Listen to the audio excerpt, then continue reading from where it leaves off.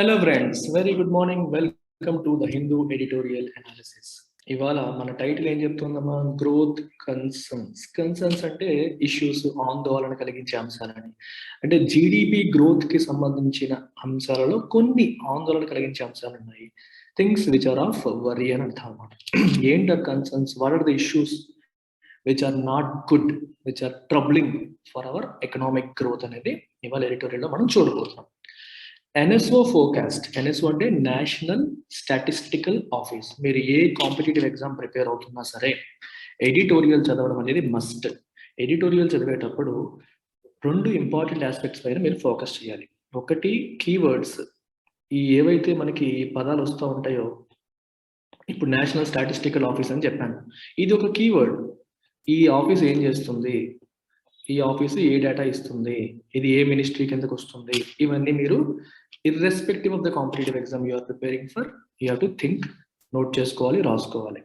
Second thing వచ్చేసి comprehension. పెద్ద పెద్ద సెంటెన్సెస్, లాంగ్వేజెస్ని మనం అర్థం చేసుకునే ఎబిలిటీని బిల్డ్ చేసుకోవాలి. ఆ ఎబిలిటీ ఎలా బిల్డ్ అవుతుందంటే బై డూయింగ్ ఇట్ డైలీ. ప్రతిరోజు మీరు ఎడిటోరియల్ చదవడం ద్వారా, ప్యారలల్గా నేను చెప్పేది వినడం ద్వారా మీరు బిల్డ్ చేసుకుంటారు. మూడవది కంటెంట్. కంటెంట్ అంటే సబ్జెక్ట్, దేని గురించి చెప్తున్నారు, దీని యొక్క పర్పస్ ఏంటి, ఈ ఓవరాల్ ఎడిటోరియల్ యొక్క గోల్ ఏంటి, ఆబ్జెక్టివ్ ఏంటి. ఆబ్జెక్టివ్ ఏంటి అనేది మనం ఎండ్ ఆఫ్ ది సెషన్ తెలుసుకోవాలి.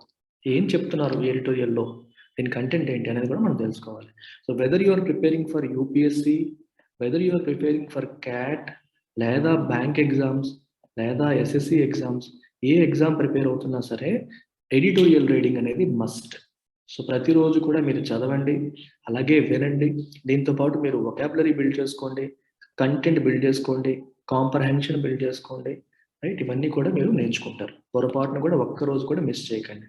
నేను వీలైనంత వరకు మీకు బ్యాక్గ్రౌండ్ కూడా చెప్తాను, వెనకాల సబ్జెక్ట్ కూడా నేర్పిస్తూ ఉంటాను. అన్ని కాంపిటేటివ్ ఎగ్జామ్స్కి కూడా ఇది ఉపయోగపడుతుంది.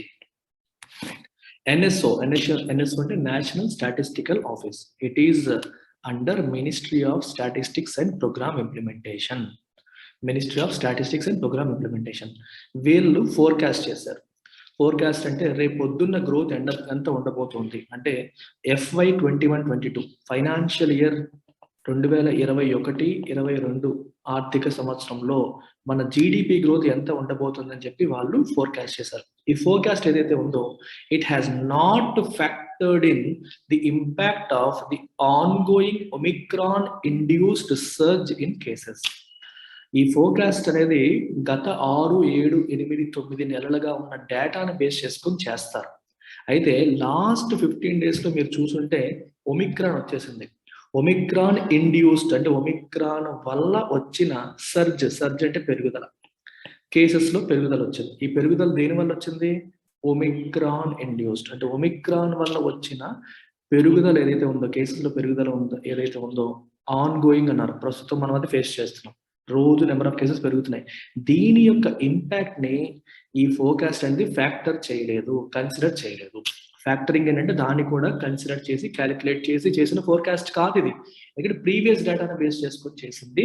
ఇప్పుడు ఈ డేటా తప్పయ్యే, ఈ ఫోర్కాస్ట్ తప్పయ్యే అవకాశం ఉంది. ఎందుకంటే ఇప్పుడు ఒమిక్రాన్ మనకి దెబ్బ తీసే అవకాశం అనేది ఉంది. ఆ ఇంపాక్ట్ వీళ్ళు ఫ్యాక్టరింగ్ చేయలేదు అని ఈ స్టేట్మెంట్ యొక్క మీనింగ్.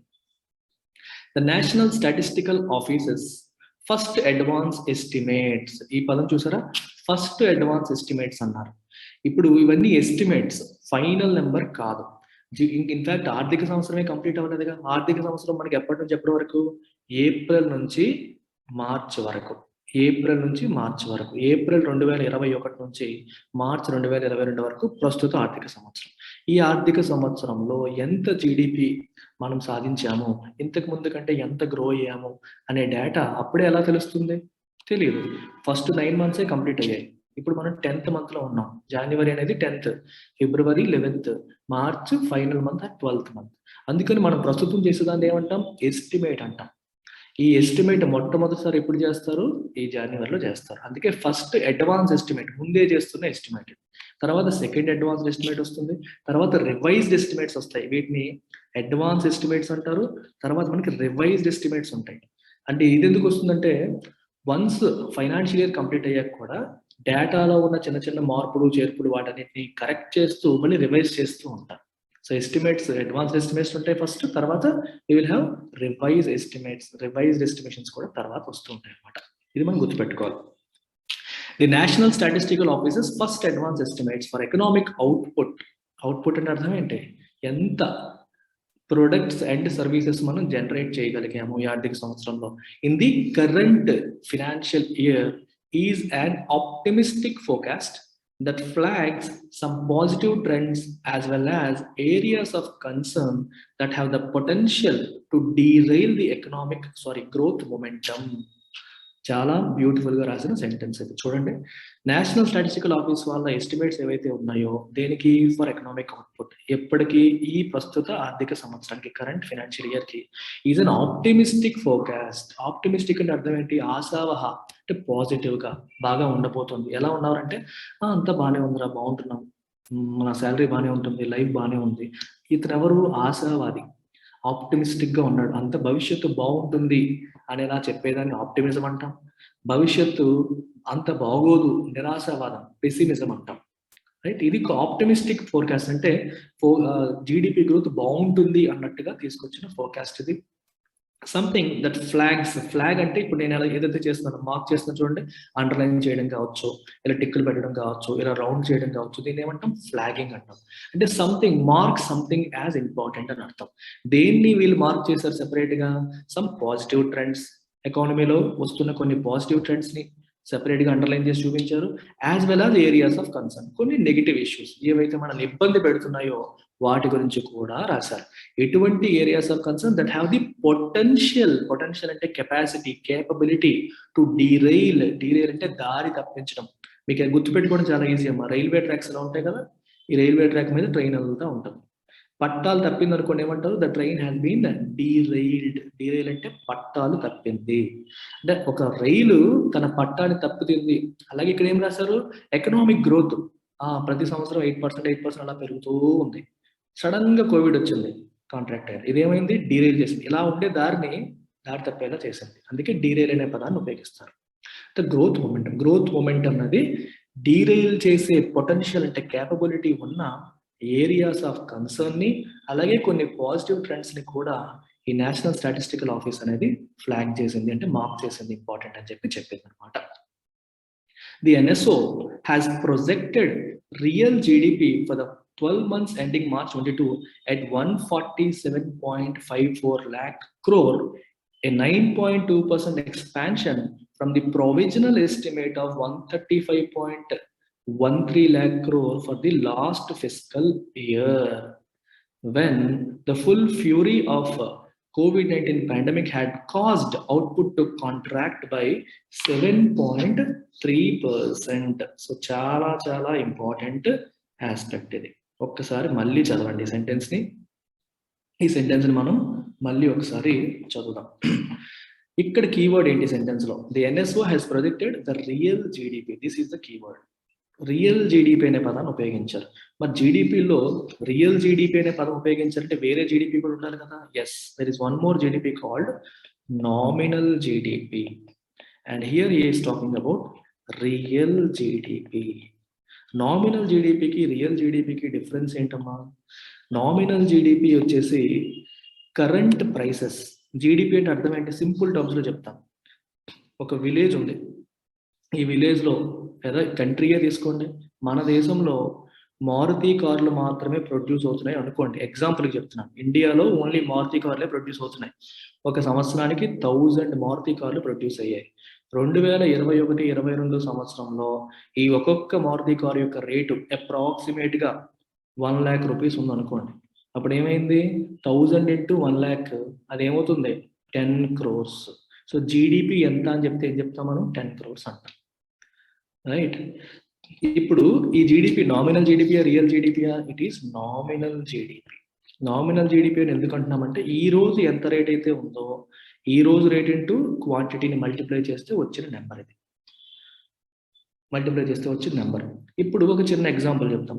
2015-16 సంవత్సరానికి కూడా మారుతి 1000 కార్సే ప్రొడ్యూస్ చేసింది అనుకున్నాం. దేశంలో ఓన్లీ మారుతి కార్లే ప్రొడ్యూస్ అవుతున్నాయి, 1000 ప్రొడ్యూస్ అయ్యి అనుకోండి. అప్పట్లో మనకి అప్పుడు కూడా సరిగ్గా 1 lakh ప్రొడ్యూస్ అయ్యి అనుకోండి. ప్రొడక్షన్ కెపాసిటీ ఏమో అప్పుడు కూడా రేటు 1 lakh ఉంది. నీకు అర్థమైందా? ధర 1 lakh కాదు, అప్పట్లో రేట్ ఏమో 75,000 ఉంది అనుకోండి. అప్పట్లో రేటు ఒక మారుతి కార్ రేటు 75,000 ఉంది, 1000 కార్లే ప్రొడ్యూస్ చేశారు. సో టోటల్ ఎంత అయిందమ్మా? 7.5 crores. 7.5 crores అయింది. సో 2015-16లో 7.5 కోట్లు ఉన్న జీడిపి 2021-22 వచ్చేసరికి 10 కోట్లు అయింది అని మనం చెప్పుకుంటాం. ఎప్పుడు when you look at nominal GDP. Nominal అంటే అర్థం ఏంటి? Based on the current price, అప్పటికున్న రేట్ని దృష్టిలో పెట్టుకొని ఇంటూ నెంబర్ ఆఫ్ క్వాంటిటీ వేస్తే వచ్చేది నామినల్ జీడిపి. మీరు ఒకసారి కీన్గా అబ్జర్వ్ చేయండి. దీన్ని కీన్గా అబ్జర్వ్ చేస్తే 2015-16కి 21-22కి డిఫరెన్స్ మీరు చూసినప్పుడు ప్రొడక్షన్ ఏమైనా పెరిగిందా? 15-16లో ప్రొడక్షన్ ఎంత? 1000 కార్లే. 21-22లో ప్రొడక్షన్ ఎంత? మళ్ళీ 1000 కార్లే. అసలు జీడిపి అంటే అర్థం ఏంటి?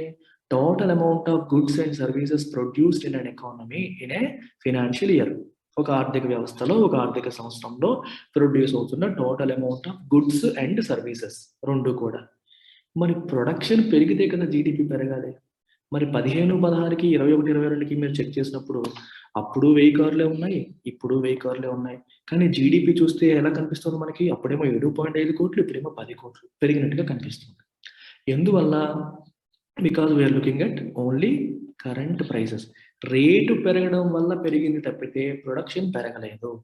అందుకని ఈ ఇంపాక్ట్ ని రిమూవ్ చేయడానికి, ధరల పెరుగుదల వల్ల ఎక్కువగా కనిపిస్తుంది కదా, దాని ఇంపాక్ట్ రిమూవ్ చేయడం కోసం government has come out with another concept called real GDP. Real జీడిపిలో ఏం చేస్తారంటే ప్రస్తుతం ఉన్న ప్రైసెస్ ని వాడరు. They will not use current price. వాడకుండా ఏ సంవత్సరం అయితే మనం బేస్ ఇయర్ కింద తీసుకుంటామో, దేన్నైతే ఆధారంగా తీసుకొని మనం క్యాలిక్యులేట్ చేస్తామో దాన్ని ఆ రేట్ల ప్రకారమే వెళ్తారు. ఆ రేట్ల ప్రకారమే వెళ్ళడం అనేది జరుగుతుంది. మీకు అర్థమైందా? ఫర్ ఎగ్జాంపుల్ 2015-16 అనేది మనకి బేస్ ఇయర్ అనుకోండి. యాక్చువల్గా ప్రస్తుతం 2011-12 అనేది మనకి ఒకప్పుడు 2011-12 అనేది మనకి బేస్ ఇయర్. 2011-12 బేస్ ఇయర్ అంటే అర్థమైనప్పుడు ఇదే 1000 కార్లు మీరు తీసుకుంటే 11-12లో 1000 కార్లు ప్రొడ్యూస్ అయ్యాయి. 21-22లో కూడా 1000 కార్లే ప్రొడ్యూస్ అయ్యాయి అనుకోండి. 2011-12లో 50,000 రూపాయలు ఉందనుకోండి మారుతి కార్, ఇప్పుడేమో 1 lakh ఉందనుకోండి మారుతి కార్. మీరు నామినల్ జీడిపి క్యాలిక్యులేట్ చేసినప్పుడు ఏమవుతుంది? ఇక్కడేమో 5 crores, ఇక్కడేమో 10 crores కనిపిస్తుంది. సో డబల్ అయ్యిందని చెప్తాం. అదే మీరు రియల్ జీడిపి క్యాలిక్యులేట్ చేశారు అనుకోండి, ఇది బేస్ ఇయర్ కాబట్టి ఇక్కడ మనకి 5 crores. ఈ 2021-22 క్యాలిక్యులేట్ చేసేటప్పుడు కూడా ప్రొడక్షన్ చూస్తాం 1000, రేట్ వేసేటప్పుడు 21-22 రేట్ అంతా 1 lakh. అది వెయ్యం. అది వేయకుండా ఏం వేస్తాం మనం? బేస్ ఇయర్ లో ఉన్న రేట్ మాత్రమే వేస్తాం, 50,000. సో ఇక్కడ ఏమైంది? మళ్ళీ 5 crores. అంటే మనం రియల్ జీడిపి క్యాలిక్యులేట్ చేసినప్పుడు 11-12కి 21-22కి ఎటువంటి గ్రోత్ లేదు. రియల్ జీడిపి వల్ల అడ్వాంటేజ్ ఏంటి? గ్రోత్ అనేది ప్రైస్ పెరగడం వల్ల ఎంత వస్తుంది, లేదా ప్రైస్ పెరగడం వల్ల ఎంత వస్తుంది అనే పోర్షన్ పక్కకి వెళ్ళిపోతుంది. ఎందుకంటే 2 సందర్భాల్లో మనం సేమ్ ప్రైసే వాడుతున్నాం, 2 సందర్భాల్లో ఒకే ప్రైస్ వాడుతున్నాం. క్వాంటిటీ పెరగడం వల్ల, ప్రొడక్షన్ పెరగడం వల్ల ఎంత గ్రోత్ వచ్చింది అనే విషయం మనకి తెలుస్తుంది.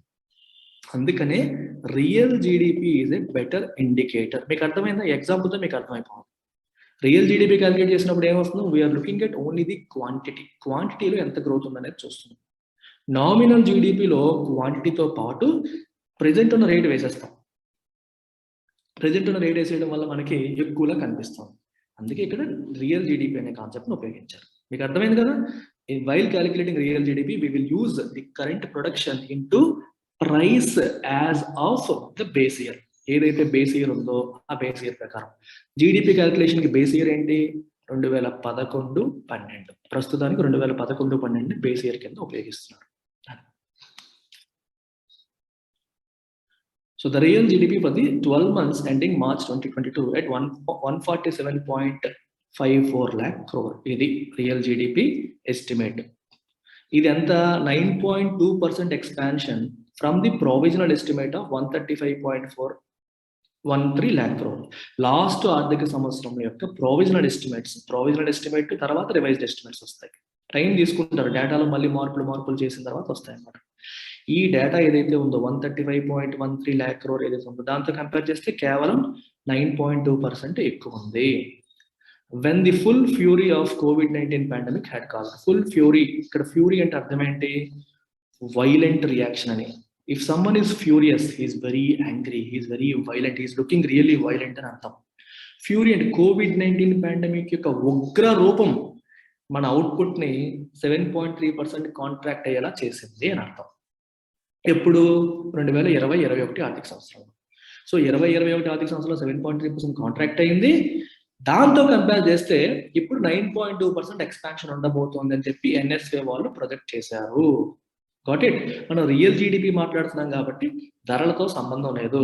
సో ప్రొడక్షన్ అనేది 9.2% పెరిగిందని మనం అర్థం చేసుకోవచ్చు compare to previous financial year.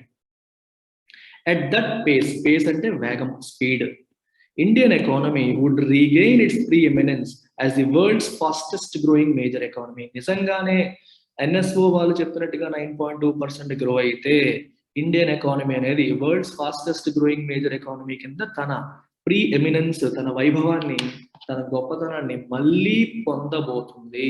ఎందుకంటే ఇంతకుముందు ఇండియా అలాగే 2007-8 ఆ ప్రాంతంలో అంత ఫాస్ట్ గా గ్రో అయ్యేది. ఆ తర్వాత మళ్ళీ చైనా వాళ్ళు మళ్ళీ మనల్ని దాటేశారు. సో ఇప్పుడు ఒకవేళ ఇది నిజమైతే మాత్రం చైనాని మళ్ళీ మనం క్రాస్ చేసి సర్పాసింగ్ ఎవ్రీవన్, ప్రీ ఎమినెన్స్ అని అర్థం ఏంటి? సర్పాసింగ్ ఎవ్రీవన్, అందరికంటే డిస్టింగ్విష్డ్ గా మనం మళ్ళీ ఫాస్టెస్ట్ గ్రోయింగ్ ఎకానమీగా అవతరించబోతున్నాము అని అర్థం. A key pillar of this growth assumption is the upbeat outlook for net tax receipts on products, which the NSO sees expanding by a robust 16.2% after shrinking by 18.4% in the preceding period. ఈ terms చూసి భయపడకండి. I will explain each and every term here. చూడండి ఇక్కడ ఏం రాశారు? ఏ key pillar అంటే స్తంభం అంటే సంథింగ్ దట్ సపోర్ట్స్. ఈ ఎజంప్షన్ ని ప్రభుత్వం ఎంత గ్రో అవ్వబోతోంది అని చెప్పి ఒక ఎజంప్షన్ తీసుకుంటుంది. ఈ ఎజంప్షన్ కి ఏంటి పిల్లర్? దేన్ని బేస్ చేసుకుని ప్రభుత్వం ఎజంప్షన్ తీసుకుంటుందంటే is the upbeat outlook. Upbeat అంటే బాగా ఉండబోతోంది అని, అవుట్లుక్ అంటే భవిష్యత్, right? Outlook for Indian economy అన్నాం అనుకోండి, భారతదేశ ఆర్థిక వ్యవస్థ ఎలా ఉండబోతోంది, the likely scenario in future అన్నమాట. అవుట్లుక్ అంటే how it is going to be in future అనేది. అప్బీట్ అంటే పాజిటివ్ అవుట్లుక్. దేనికి? For net tax receipts on products ఏవైతే ఉన్నాయో అవి బాగా ఉండబోతున్నాయి, పెరగబోతున్నాయి అని అర్థం. లాస్ట్ ఇయర్ తో పోల్చుకుంటే 16.2% ట్యాక్స్ల ద్వారా వచ్చే ఇన్కమ్ పెరుగుతుంది అని దీని అర్థం. అయితే మీరు ఇక్కడ ఇంకొక పదాన్ని గుర్తుపెట్టుకోవాలి. నెట్ అనే పదాన్ని ఉపయోగించారు, చాలా ఇంపార్టెంట్. నెట్ ట్యాక్స్ రిసీప్ట్ అంటే అర్థం ఏంటి? గవర్నమెంట్ ఎప్పుడు కూడా తనకు వచ్చిన ట్యాక్స్ ఇన్కమ్ లో స్టేట్స్ కి కొంత ఇస్తుంది. గవర్నమెంట్ కి డైరెక్ట్ గా వచ్చే ట్యాక్స్ ఇన్కమ్ మనం గ్రాస్ ట్యాక్స్ రిసీప్ట్ అంటాం. ఇందులో రాష్ట్రాలకు ఇవ్వాల్సిన వాటా ఇచ్చేయగా మిగిలింది నెట్ ట్యాక్స్ రిసీప్ట్. అర్థమైందా? Total tax revenue gross tax receipt అయితే దాంట్లో రాష్ట్రాల వాటా ఇచ్చేయగా మిగిలింది నెట్ ట్యాక్స్ రిసిప్ట్. ఇక్కడ నెట్ అనే పదాన్ని ఉపయోగించాలంటే అర్థం ఏంటి? రాష్ట్రాలకు ఇవ్వాల్సిన వాటా ఇచ్చేయగా మిగిలింది ఏదైతే ఉందో అది 16.2% పెరగబోతోంది. After shrinking by 18.4% in preceding period. కదా, ఇంతకు ముందు 18.4% ష్రింక్ అయింది, కుచించుకుపోయింది. ఇప్పుడు 16.2% పెరగబోతుందని చెప్పారు. Gross value added, which aggregates output in various sectors of the economy, is projected to grow by 8.6% year on year on the back of a continued healthy showing by the farm sector and a heartening double-digit rebound in manufacturing. GDP calculation లో మీకు రెండు రకాలుగా calculation చేస్తారు. GDP calculation 2 types లో చేస్తారు. ఒకటి GDP, రెండవది GVA. ఇది చాలాసార్లు ఎడిటోర్స్ లో చెప్పాను, మళ్ళీ ఒకసారి వినండి. జీడిపి అనేది డిమాండ్ సైడ్ నుంచి చేసే క్యాలిక్యులేషన్, విచ్ మీన్స్ జీడిపి అంటే అర్థం ఏంటి? టోటల్ అమౌంట్స్ ఆఫ్ ప్రొడక్ట్స్ లేదా goods, total amount of goods and services produced in an economy అని చెప్తున్నాం. గుడ్స్ అండ్ సర్వీసెస్ ప్రొడ్యూస్ చేసేది ఎవరు? ఇండస్ట్రీస్. మరి ప్రొడ్యూస్ చేసిన ఈ గుడ్స్ అండ్ సర్వీసెస్ ని కొనేది ఎవరు? కన్స్యూమర్స్. అంతేనా? ఈ గుడ్స్ అండ్ సర్వీసెస్ ని కన్స్యూమర్స్ కొనాలి. ఫర్ ఎగ్జాంపుల్, మారుతి వాడు కారు ప్రొడ్యూస్ చేశాడు, ఆ కారు నేను కొనుక్కున్నాను. నేను కన్స్యూమర్ని, Maruti industry. Industry point of వ్యూలో అంటే మన దేశంలో ఏ కంపెనీస్ ఉన్నాయి, ఏ ఇండస్ట్రీస్ ఉన్నాయి, ఏ సెక్టర్స్ ఉన్నాయి, ఒక్కొక్క సెక్టర్ ఎంతెంత ప్రొడ్యూస్ చేసింది అని క్యాలిక్యులేట్ చేసి అవుట్పుట్ ని క్యాలిక్యులేట్ చేసాం అనుకోండి, ఆ మెథడ్ ని జీవీఏ మెథడ్ అంటాం. సో జీవీఏ మెథడ్ లో we will look at all different sectors of the economy and we see how much they are contributing. కొత్తగా ఈ ఆర్థిక సంవత్సరంలో ఎంత కంట్రిబ్యూట్ చేశారు, ఎంత ప్రొడక్షన్ చేశారని చూస్తాం. That method is called GVA method. అర్థమైంది? దీంట్లో we will look at manufacturing, agriculture, fisheries, అలా డిఫరెంట్ ఇండస్ట్రీస్ తీసుకొని డేటా అంతా క్యాప్చర్ చేసి will come out with final figure. ఇది ఒక మెథడ్. ఇంకో మెథడ్ ఏంటంటే కన్స్యూమర్ పాయింట్ ఆఫ్ నుంచి, అంటే ప్రొడ్యూస్ చేసిన ప్రతి ఒక్కటి కూడా ఎవడో ఒకటి కొనాలి కదా, ఎవరో ఒకరికి కొనాలి కదా, కన్జ్యూమ్ చేసుకోవాలి కదా. So looking from the consumer perspective, ఇప్పుడు ఇండివిజువల్స్ ఉంటారు మనలాంటి వాళ్ళంతా, మిడిల్ క్లాస్ అందరూ, ఇండియా యొక్క సిటిజన్స్ అందరూ కలిపి ఎన్ని ఫ్రిడ్జ్లు కొన్నారు, ఎన్ని టీవీలు కొన్నారు, ఇవన్నీ ఎన్ని కొన్నారు అనేది క్యాలిక్యులేట్ చేస్తారు. దాన్ని పిఎఫ్సిఈ అంటాం, ప్రైవేట్ ఫైనల్ కన్జంప్షన్ ఎక్స్పెండిచర్. అలాగే government final consumption expenditure, government ఎంత ఖర్చు పెడుతుంది, ప్రజలందరూ ఎంత ఖర్చు పెడుతున్నారు, రైట్. అలాగే మీకు ఈ కంపెనీస్ ఉంటాయి చూడండి, కంపెనీస్ ఇన్వెస్ట్మెంట్ కోసం ఎంత ఖర్చు పెడుతున్నాయి అంటే చూడండి. కంపెనీస్ ఇన్వెస్ట్మెంట్ కోసం అంటే అర్థం ఏంటి? బిజినెస్ ఎక్స్పాన్షన్ కోసం, అంటే కొత్త మెషినరీ కొనడం కావచ్చు, కొత్త ల్యాండ్ కొనడం కావచ్చు, ఇలాంటివి అన్నమాట. బిజినెస్ ఎక్స్పాన్షన్ కోసం, బిజినెస్ గ్రోత్ కోసం, కొత్త బిజినెస్ పెట్టడం కోసం ఎంత ఖర్చు పెడుతున్నారు, ఆ ఆస్పెక్ట్, ఇలాంటివన్నీ తీసుకొని అంటే కన్జంప్షన్ ఖర్చు పాయింట్ ఆఫ్ వ్యూలో తీసుకొని చేసే క్యాలిక్యులేషన్ జీడిపి అవుతుంది. ప్రొడక్షన్ పాయింట్ ఆఫ్ వ్యూలో చేసేది జీవీఏ అవుతుంది. ఇది మీరు గుర్తుపెట్టుకోండి. ఇది అవుట్పుట్ సైడ్ నుంచి, ఇదేమో డిమాండ్ సైడ్ నుంచి. ఇంకా చెప్పాలంటే ఇది సప్లై సైడ్ నుంచి క్యాలిక్యులేట్ చేసేది జీవీఏ, డిమాండ్ సైడ్ నుంచి క్యాలిక్యులేట్ చేసేది జీడిపి. ఇండస్ట్రీ సైడ్ నుంచి చేసేది జీవీఏ, కన్స్యూమర్ సైడ్ నుంచి లుక్ చేసేది జీడిపి. ఇది మీరు గుర్తుపెట్టుకోవాల్సిన అంశం.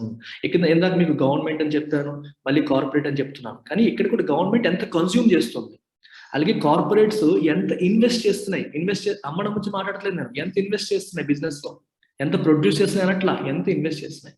ఈ యాంగిల్లో చూసేది జీడిపి అవుతుంది అనమాట. This is what you need to look at. అంటే ఈ పదం చూడగానే బట్టి కొట్టకుండా మనకి ఇమీడియట్ గా స్ట్రైక్ అయిపోవాలి.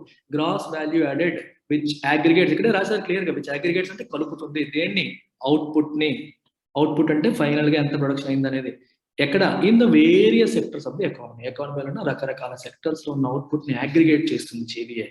Is projected to grow by 8.6% year on year on the back of a continued healthy showing by the farm sector.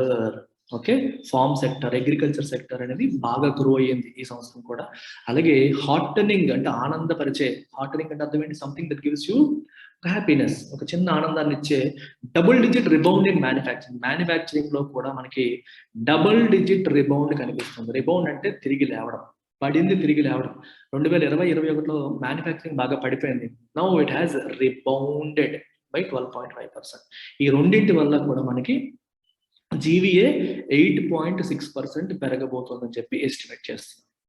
However, when compared with the pre-pandemic FY 2020's GVA, అంటే pre pandemic మనకి pandemic రాకముందు 1920 ఆర్థిక సంవత్సరంలో ఉన్న జీవీఏతో compare చేస్తే ఈ projected outlook ఏదైతే ఉందో is barely 2.5 lakh crore or 1.9% higher. Just కొంచెం మాత్రమే ఎక్కువ, పెద్ద ఎక్కువే కాదు. Clearly pointing to the fact that the economy has a fair distance to travel before it can regain the growth momentum that is crucially required to create more jobs and help narrow the widening income inequality. 1920తో పోల్చుకుంటే అంత ఎక్కువ కాదు. Barely అంటే just 2.5 lakh crores మాత్రమే ఎక్కువ, అంటే 1.8% మాత్రమే ఎక్కువ. సో దీన్ని బట్టి మనకి ఏం అర్థమవుతుంది? Economy as a fair distance to travel, అంటే ఇంకా ఎకానమీ చాలా ట్రావెల్ చేయాలి, చాలా గ్రో అవ్వాలి before it can regain the growth momentum. ఎంతైతే మనకి అవసరమో దాన్ని తిరిగి పొందడానికి ఎటువంటి growth momentum? That is క్రూషియల్లీ required to create more jobs. మనకి మోర్ జాబ్స్ క్రియేట్ చేయడానికి, ఇన్కమ్ ఇన్ఈక్వాలిటీస్ ని తగ్గించడానికి, ఎక్కువ మందికి ఉద్యోగాలు దొరికితే ఆర్థిక వ్యవస్థలో ఇన్ఈక్వాలిటీస్ తగ్గుతాయి. లేకపోతే కొంతమంది చాలా మంది నిరుద్యోగులుగా ఉండిపోతారు, ఇండస్ట్రీస్కి ఏ నష్టం ఉండదు, వాళ్ళ డబ్బులు వచ్చేస్తూ ఉంటాయి, కానీ నిరుద్యోగులు ఎక్కువైపోతూ ఉంటారు. దీనివల్ల ఇన్ఈక్వాలిటీస్ పెరిగిపోతాయి. ఈ ఇన్ఈక్వాలిటీస్ ని మనం నారో చేయాలి. వైడనింగ్ అంటే పెరిగిపోతున్నా, నారో అంటే తగ్గించడం. ఈ ఇన్కమ్ ఇన్ఈక్వాలిటీని తగ్గించడానికి, ఎక్కువ జాబ్స్ క్రియేట్ చేయడానికి అవసరమైన గ్రోత్ మొమెంటమ్ ని రీగెయిన్ చేయాలి అంటే ఎకానమీ ఇంకా ముందుకు వెళ్ళాలి. It has to cover a fair distance. Tellingly, the NSO's forecast, which relies rely అంటే ఆధారపడ్డం, which relies on varied data spanning the first 6 to 8 months of the current fiscal, has not factored in the impact of the ongoing Omicron-induced surge in COVID-19 cases. Telling అంటే significantly, చాలా importantly అని అర్థం అన్నమాట. Importantly NSO వాళ్ళ forecast ఏదైతే ఉందో ఇది దేని మీద ఆధారపడుతుంది?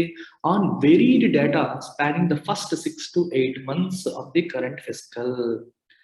అర్థమవుతుందా? స్పానింగ్ నేను ఇందాక చెప్పాను స్టార్టింగ్ లోనే, మొదటి 6 నుంచి 8 నెలల డేటాని తీసుకొచ్చి ఈ ఫోర్కాస్ట్ అనేది చేస్తున్నారు. ఇది రీసెంట్గా ఇప్పుడు జరుగుతున్న ఒమిక్రాన్ వల్ల ఏవైతే కేసెస్ బాగా పెరుగుతున్నాయో దీని యొక్క ఇంపాక్ట్ ని, దాని యొక్క పాజిబుల్ ఇంపాక్ట్ ని ఇది ఫ్యాక్టర్ ఇన్ చేయలేదు, కన్సిడర్ చేయలేదు. After all, it is anyone's guess as to how much of a blow the current wave may deal to already fragile supply chains, consumption demand and contact intensive services. It is anyone's guess and అర్థం ఏంటి? nobody can accurately predict అని అర్థం. అరే ఎంత రావచ్చు ఈ సంవత్సరం అంటే ఇట్ ఈస్ ఎనీవన్స్ గెస్ అన్నాం అనుకోండి, అంటే no one can accurately predict it, ఎవరు కూడా సరిగ్గా ప్రిడిక్ట్ చేయలేరు అని అర్థం. as to how much of a blow the current wave may deal to already fragile supply chains. fragile అంటే వీక్, ఈజీలీ బ్రోకెన్ అంటే ఆల్రెడీ స్ట్రాంగ్ గా లేక వీక్ గా ఉన్న సప్లై చైన్. సప్లై చైన్ అంటే అర్థం ఏంటి? యూ టేక్ అన్ ఇండస్ట్రీ, ఇండస్ట్రీకి రా మెటీరియల్ ఒక దగ్గర నుంచి వస్తూ ఉంటుంది అండ్ వీళ్ళు డిస్ట్రిబ్యూట్ చేసి ఈ మన డిస్ట్రిబ్యూటర్స్ దగ్గరికి పంపిస్తూ ఉంటాయి. This entire thing is called supply chain. అంటే మనకి రా మెటీరియల్ ప్రొక్యూర్ చేసుకోవడం నుంచి ప్రొడక్షన్ చేసి డిఫరెంట్ డిస్ట్రిబ్యూటర్స్ ద్వారా చివరికి కన్స్యూమర్ కి వెళ్ళడానికి జరిగిన మొత్తం లింక్ ఏదైతే ఉందో దాన్ని సప్లై చైన్ అంటారు. ఇది ఆల్రెడీ ఫ్రెజైల్ అంటారు. ఎందుకు ఫ్రెజైల్? ఇప్పుడు నీకు రా మెటీరియల్ సప్లై చేసేవాడు వేరే కంట్రీలో ఉన్నాడు అనుకో, ప్రాబ్లం ఎక్కడ వస్తుంది మనకి? ఆ వేరే కంట్రీలో ఉన్నవాడితో మనం కాంటాక్ట్ ఎలా చేయాలి? ఇప్పుడు కోవిడ్ వల్ల రెస్ట్రిక్షన్స్ ఉన్నాయి, సో నీ సప్లై చైన్ వీక్ అయిపోతుంది. సో నీకు ఈ సప్లై చైన్ మీద ఈ COVID-19 అనేది ఇంకా ఎంత బ్లో అంటే దెబ్బ, how much of a blow the current wave May deal అంటే కొట్టడం, ఈ ఎంత దెబ్బ కొడుతుంది ఆల్రెడీ వీక్ గా ఉన్న సప్లై చైన్స్ పైన అనేది ఎనీవన్స్ గెస్, ఎవరికి తెలియదు. No one can accurately predict. Consumption demand, జనాలు కన్జంప్షన్ డిమాండ్ అంటే ఎంత కొనబోతున్నారు ప్రజలు కొనడానికి సిద్ధంగా ఉన్నారా లేదా? అమ్మో కోవిడ్ వస్తుంది దాచుకుందాం డబ్బులు, దాచుకుంటున్నారా లేకపోతే కొంటారా? దానికి ఎంత దెబ్బ తగ్గుతుందో కూడా మనకు క్లారిటీ లేదు. And contact intensive services, contact intensive అంటే మనకి హాస్పిటాలిటీ సెక్టర్, హోటల్స్, ట్రావెల్, దీంట్లో అంటే ఆన్లైన్ లో చేసేవి కాదు ఇవి. ట్రావెల్ అంటే అర్థం ఏంటి? మనం ఫిజికల్ గా వెళ్ళాలి కదా, you cannot do it online, you have to go and check in to your hotel. So contact ఉంటుంది, మనిషికి కాంటాక్ట్ వచ్చే అవకాశం ఉన్న సర్వీసెస్. ఇలాంటి వాటికి కూడా పెద్దగా దెబ్బ తగలబోతుంది. ఎంత తగలబోతుంది అనేది ఎవరికి అక్యురేట్ గా తెలియదు. In fact private final consumption expenditure మీకు చెప్పాను. What is private final consumption expenditure? ప్రజలంతా ఎంత ఖర్చు పెడుతున్నారు, how much of the demand is coming from people. ఈరోజు ప్రతి మంత్ కూడా ప్రతి ఫ్యామిలీ కూడా ఎంతమంది ఖర్చు పెడుతుంది ఫ్రిడ్జ్ల కోసం, టీవీల కోసం, ఇట్లా రకరకాల వస్తువులు మరియు సేవల కోసం మనం ఎంత ఖర్చు పెడుతున్నాం అనేది private final consumption expenditure. General గా జీడిపి క్యాలిక్యులేషన్ లో 60% పైగా, క్లోజ్ టు 60% ఎప్పుడు అదే ఉంటుంది. Last 2 years ago it accounted for 60% of GDP. It is still struggling to recover from the crushing compression it suffered in the first full year of pandemic. 2020-21 ఆర్థిక సంవత్సరంలో full compression అది face చేసింది. ఎందుకంటే ప్రజలందరూ కూడా డబ్బులంతా కూడా మెడికల్ సర్వీసెస్ కి పెట్టి మిగిలిన దాచుకున్నారు. ఫ్రిడ్జ్ కొనాలి, రేపు పొద్దున ఏమవుతుందో దాచుకున్నాం, కారు కొనాలి, వాయిదా వేసుకున్నారు. సో కన్జంప్షన్ అనేది తగ్గిపోయింది బాగా. ఎంత తగ్గింది? 9.1% తగ్గింది. While the NSO posits consumer spending to grow by 6.9% this fiscal, the assumed figure is still a sizable 2.9% shy of FY 2020 level. NSO ఇప్పుడు ఏముంటుంది? ఈసారి 6.9% పెరుగుతుంది అని చెప్తోంది. ఎన్ఎస్ఏ ఉంటుంది 6.9% పెరుగుతుంది అని చెప్పి చెప్తోంది. పాజిట్ అంటే put forward yes a fact, ఎంత పెరగబోతుందని చెప్పి దే ఆర్ పుట్టింగ్ ఫార్వర్డ్, ఇంత ప్రపోజ్ చేస్తున్నారు అనమాట. అయితే పెరిగినప్పటికీ కూడా 1920 ఆర్థిక సంవత్సరంతో పోల్చుకుంటే అది ఇంకా 2.9% షై అంటే తక్కువ, షార్ట్ అని అర్థం. షై పర్సన్ అంటే సిగ్గు, ఆ మీనింగ్ ఉంది. ఇఫ్ సంథింగ్ ఈ షై అంటే దానికంటే తక్కువ ఉంది అని అర్థం. 2.9% తక్కువ ఉంది అని మీనింగ్ అనమాట. Equally significantly, the omnibus services category that spans trade, hotels, transport, communication, broadcasting, and makes up a fifth of the GVA is estimated to post a mere 11.9% expansion after shrinking by 18.2% last fiscal. Equally significantly, the omnibus అంటే comprising many items. Omnibus అంటే comprising many item. ఇక్కడ services ఏమేమి ఉన్నాయి చూడండి. Trade ఉంది, that spans, weight కి span అయింది మొత్తం. Trade, hotels, transport, communication, broadcasting, ఇవన్నీ డిఫరెంట్ సర్వీసెస్ కేటగిరీస్. అందుకే అన్నింటినీ కలిపి ఓమ్నిబస్ అనే పదం వాడారు, కంప్రైజింగ్ సెవరల్ ఐటమ్స్ అని. It makes up a fifth of GVA. GVA ఏం చెప్పాను? Gross value added. Gross value add ఎలా క్యాలిక్యులేట్ చేస్తారు? By looking at different sectors of the economy. GDP ఎలా క్యాలిక్యులేట్ చేస్తాం? By looking at consumption patterns. Government ఎంత ఖర్చు పెట్టింది, companies ఎంత ఖర్చు పెట్టాయి, ప్రజలు ఎంత ఖర్చు పెట్టారు, అలా చేసేది జీడిపి. ఏ సెక్టర్ ఎంత అవుట్పుట్ వచ్చిందని చూసేది జీవీఏ. అటు నుంచి రావడం, ఇటు నుంచి రావడం, ఎటు నుంచి నరుక్కు వస్తుంది అనేది ఇంపార్టెంట్. ఈ జీవీఏలో ఫిఫ్త్ అంటే 20% ఈ సర్వీసెస్ కేటగిరీ ఉంటుంది. ఇదేమో 11.9% మాత్రమే పెరుగుతుంది అని చెప్పి ఎన్ఎస్ఓ ఎస్టిమేట్ చేస్తుంది. లాస్ట్ ఇయర్ ఏమో 18.2% తగ్గిపోయింది. అంత తగ్గింది లాస్ట్ ఇయర్, కానీ ఇయర్ పెరగడం మాత్రం కేవలం 11.9% మాత్రమే పెరుగుతుంది. As a result, even without factoring in the impact of a third wave impact ని ఫ్యాక్టర్ చేయకుండా, కన్సిడర్ చేయకుండానే ఈ కేటగిరీ సర్వీసెస్ సెక్టర్ అనేది వైటల్ అంటే important. The vital services sector would still be lagging behind its pre pandemic output by 8.5%. ఇది ఇంకా pre pandemic output కంటే 8.5% log అవుతుంది, వెనకబడుతుంది అని అర్థం అన్నమాట. అంటే కోవిడ్ ఇంపాక్ట్ లేకుండానే తక్కువ ఉంది, కోవిడ్ ఇంపాక్ట్ వస్తే ఇంకా స్ట్రాంగ్ ఉంటుంది. With union budget barely a few weeks away. Union budget ఎన్నాళ్ళు ఉంది? Barely a few weeks away, కొన్ని వారాలు మాత్రమే ఉంది ఇప్పుడు యూనియన్ బడ్జెట్ రావడానికి. Policy makers have a clear choice to make. They have a clear choice to make. ఏంటది? Introduce consumption and investment supportive measures. Consumption అంటే ప్రజలు ఖర్చు పెట్టేలాగా చెయ్యాలి. ఎలా చెయ్యాలి? ప్రజల చేతుల్లోకి యూ కెన్ డైరెక్ట్ ట్రాన్స్ఫర్ చేయొచ్చు, మనీ ట్రాన్స్ఫర్ చేయొచ్చు, లేదా ట్యాక్స్లు, ఇండైరెక్ట్ ట్యాక్స్లు, జిఎస్టీ లాంటి వాటిని తగ్గించడం ద్వారా ప్రజల్ని ఎంకరేజ్ చేయొచ్చు. మీరు కొనండి బాబు ఇంకా అని చెప్పి. ఈ రకంగా ఏమవుతుంది? కన్జంప్షన్ ని సపోర్ట్ చేసే మెజర్స్ కింద వాటిని మనం తీసుకోవచ్చు. వడ్డీ రేట్లు తక్కువగా ఉంచవచ్చు, దానివల్ల కూడా ఎక్కువ కన్జంప్షన్ చేస్తారు. Investment supportive measure. ఇన్వెస్ట్మెంట్ అనేది ఎవరు చేస్తారు? ఇండస్ట్రీస్ చేస్తాయి. ఒక కంపెనీ ఇన్వెస్ట్మెంట్ చేయాలంటే దానికి సపోర్టివ్ మెజర్ అంటే ఏంటి? ప్రభుత్వం గ్యారంటీ ఇవ్వడం కావచ్చు, లేకపోతే లోన్ తక్కువ వడ్డీకి వచ్చేలా చేయొచ్చు, లేదా కార్పొరేట్ ట్యాక్స్ తగ్గించవచ్చు. ఇన్కమ్ ట్యాక్స్, కార్పొరేట్ ట్యాక్స్ లాంటివి తగ్గించడం ద్వారా వాళ్ళకి ట్యాక్స్ ఎక్స్పెండిచర్ తగ్గించి తద్వారా వాళ్ళు ఎక్కువగా ఇన్వెస్ట్ చేసేలా చేయొచ్చు. లేదా ఇన్సెంటివ్స్, మీరు ఎక్కువ ప్రొడ్యూస్ చేస్తే మీకు సబ్సిడీ ఇస్తాము, గవర్నమెంట్ కొంత రిఫండ్ ఇస్తుంది, ఇట్లాంటివి. ప్రొడక్షన్ లింక్డ్ ఇన్సెంటివ్స్ అని చెప్తాం చూడండి, పిఎల్ఐస్ అంటాం, అలాగనమాట. అలాంటివి ఏవైనా తీసుకొచ్చి వీటిని పికప్ చేయడానికి ప్రభుత్వం ప్రయత్నాలు చేయాలి.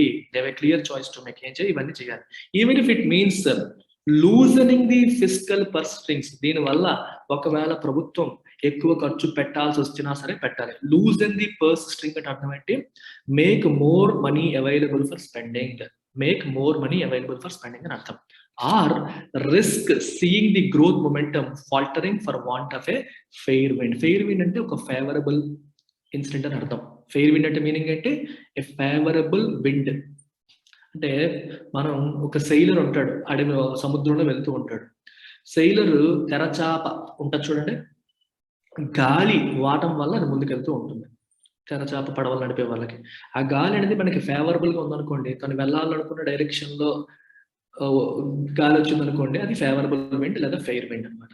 అలాగే ఇప్పుడు ఎకానమీ ముందుకు వెళ్ళాలి అంటే గవర్నమెంట్ నుంచి వచ్చిన పుష్ ఏదైతే ఉందో అది ఫేవరబుల్ గా ఉండాలి ఆర్థిక వ్యవస్థకి. ఆ ఫేవరబుల్ గా ఆ డైరెక్షన్ లో గవర్నమెంట్ చిన్న పుష్ ఇచ్చింది అనుకోండి, అప్పుడు గ్రోత్ అనేది కంటిన్యూ అవుతుంది. ఫర్ వాంట్ ఆఫ్ అన్నాడు, వాంట్ ఆఫ్ అంటే లేకపోతే, వాంట్ ఆఫ్ ఫెయిర్ విండ్ అంటే ఫెయిర్ విండ్ అనేది లేకపోతే గ్రోత్ మొమెంటం ఏమవుతుంది, ఫాల్టర్ అవుతుంది. ఫాల్ట్ అంటే తడబట్టం. If you're faltering you're not walking confidently, తడబడుతూ అడుగులేయడం. ఆర్థిక వ్యవస్థ కూడా గ్రోత్ ఏదైతే ఉందో అది తడబడే అవకాశం ఉంది, రైట్? ఎందువల్ల? సరైన సపోర్టింగ్ ఫేవరబుల్ పాలసీ లేకపోవడం వల్ల. అందుకని గవర్నమెంట్ ఏం చేయాలి, it has to loosen the physical purse strings, తన మనీని ఖర్చు పెట్టడానికి సిద్ధపడాలి ప్రజల కోసం, లేకపోతే ఇండస్ట్రీస్ కి ఫేవరబుల్ గా యాక్షన్స్ అనేవి తీసుకోవాలి అని దీని యొక్క అర్థం. That's about it. Take care, by by.